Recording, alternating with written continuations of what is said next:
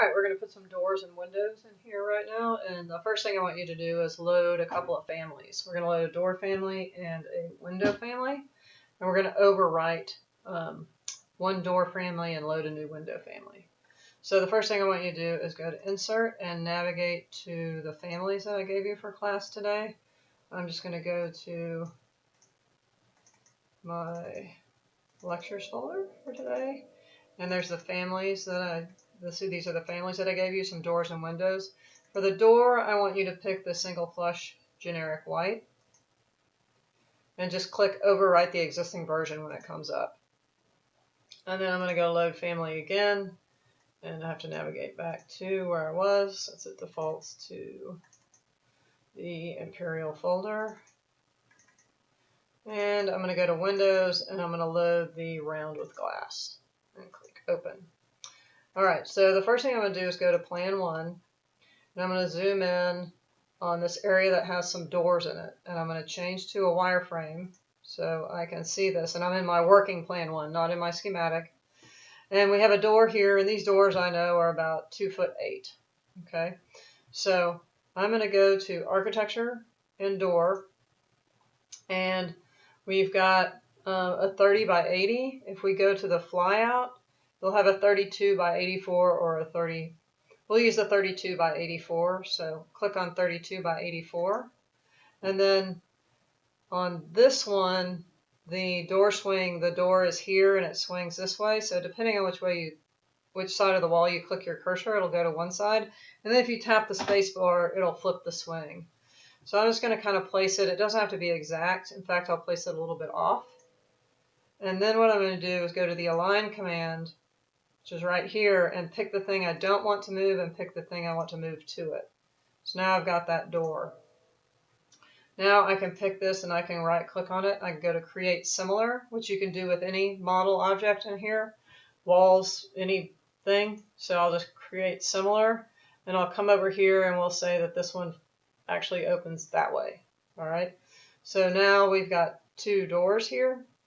Now, if we're working along here, it's fine to have all this information. This is our messy file, but maybe in our schematic layout, we don't even want the door swings. So if we go to my plan schematic, I've actually turned the door swings and everything off in here, just so it reads like an opening. So a little bit more schematic, a little cleaner. And so the way you do that is the way that we have been working. In the visibility graphics, you can go to the doors and there's a little flyout. So I remove the elevation swing, the frame, the hardware, the hidden lines, the panel, and the plan swing. And you can save that to your view template and use that to apply to your other plans. All right.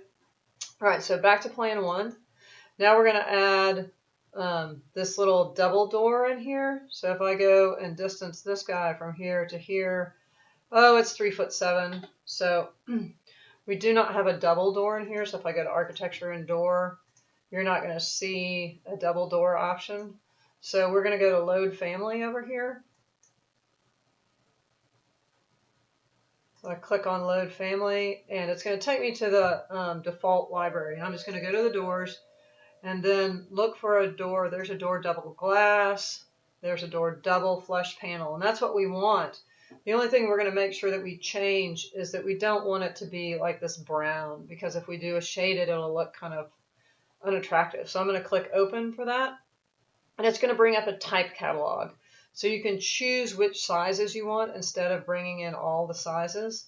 This is a pretty small door, so I'm just going to bring in the smallest one that we have, and we're going to have to make a new type for it. So I'll click OK, and it'll bring that door in, and it'll want to put it in, and we can actually put it in if we want to, and just left click. And then if I come in and I select it, right, let's do a little distance again, just to remind myself. So like 3'7".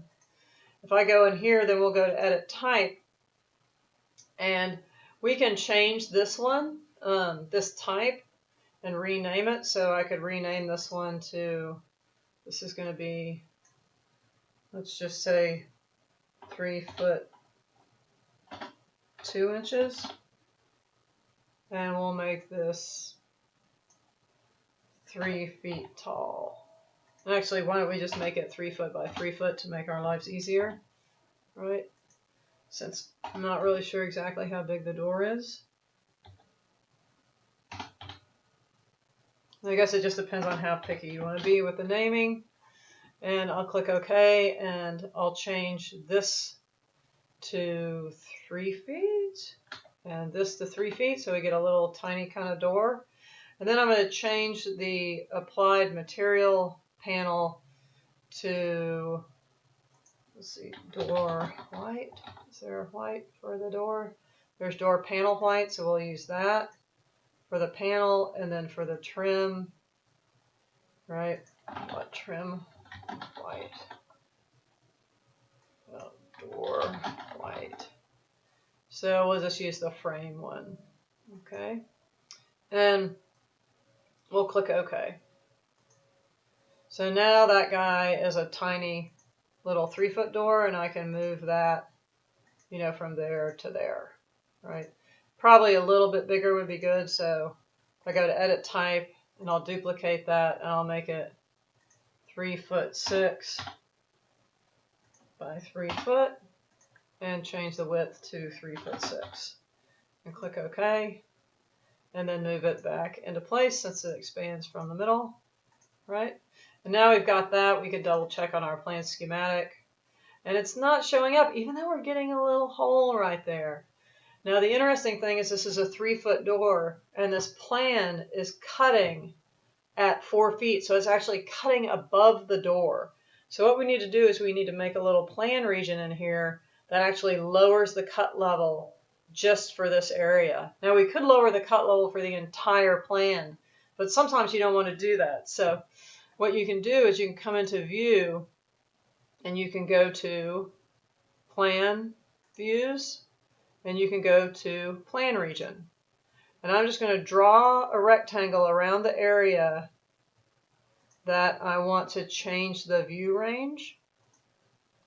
And you'll see that you'll get a little view range here, and I'll go to Edit. And when that view range comes into view, it's just going to affect what's in that little square. So instead of at 4 feet, I'll do it at 2 feet. Hit Apply, click OK, and then check. And now that guy is cutting at 2 feet. And so you may have to come in this instance, like if I hide this in this view, and draw in a little line there, because there is no break for the wall. So for example, if I edit, if I turn that view range back on and I edit the boundary, I could try to pull it kind of into here and see what happens. And that works, right? So now it's actually cutting a hole, and you can see through that door, right? You can then pick this and go to, right? Hide it. That was VH. The other thing you can do is this is view specific. So if I Control C it here, and then I go back to my plan 1, which is still not cutting, I can go to Paste, Align to Current View, and it'll paste that into the view so I can see it in here as well, right? But it's a different plan view. It's specific to the view. All right. So the next video, we're going to go in and put in some windows.